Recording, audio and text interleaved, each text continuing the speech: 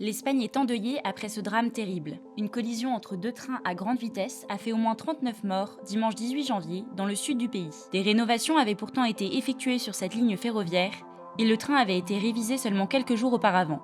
L'enquête pour éclaircir les raisons de l'accident s'annonce complexe. Ce drame s'est déroulé à 19h45 près d'Adamuz, dans la province de Cordoue, en Andalousie. Le train, parti de Malaga pour rejoindre Madrid avec 300 personnes à son bord, était encore à environ 360 km de sa destination lorsqu'il a déraillé. Plusieurs de ces wagons se mettent alors en travers de la voie parallèle. Un second train à grande vitesse, circulant à 200 km/h dans l'autre sens, vers Huelva, n'a pas pu les éviter.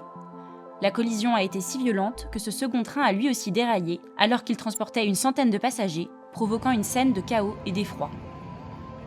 Yo me empecé a levantar un poco y ahí es cuando dije ya, esto yo viajo mucho en tren y esto no es normal.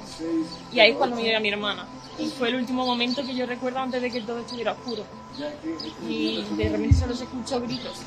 ¿Cómo saliste del tren? Me ayudó gente que estaba bien, rompieron los cristales y me sacaron porque yo estaba con mucha sangre. Le dernier bilan provisoire, communiqué par le ministère de l'Intérieur ce lundi, fait état de 39 morts et d'au moins 122 blessés. Ce bilan fait de l'accident d'Adamuz le 6e accident de train le plus meurtrier en Europe depuis les années 2000.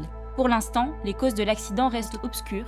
Au vu des circonstances, l'enquête s'annonce compliquée. El accidente es tremendamente extraño, es en una recta. Realmente, pues todos los expertos en materia ferroviaria que los que hemos podido consultar pues están tremendamente extrañados del accidente, porque como les digo, es raro, es muy difícil en este momento de explicar.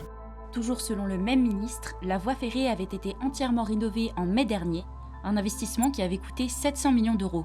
De son côté, la compagnie ferroviaire Irio a annoncé que la révision du train qui a déraillé avait été effectuée jeudi 15 janvier dernier, soit seulement 4 jours avant l'accident.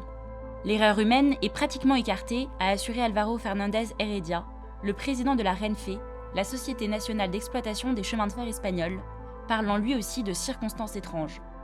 Sur ces images, des agents de la garde civile espagnole inspectent les lieux de la collision. L'enquête se poursuit pour tenter de connaître les raisons qui ont pu provoquer le déraillement du train. Le Premier ministre espagnol, Pedro Sánchez, a promis une transparence absolue sur le sujet et déclaré 3 jours de deuil national.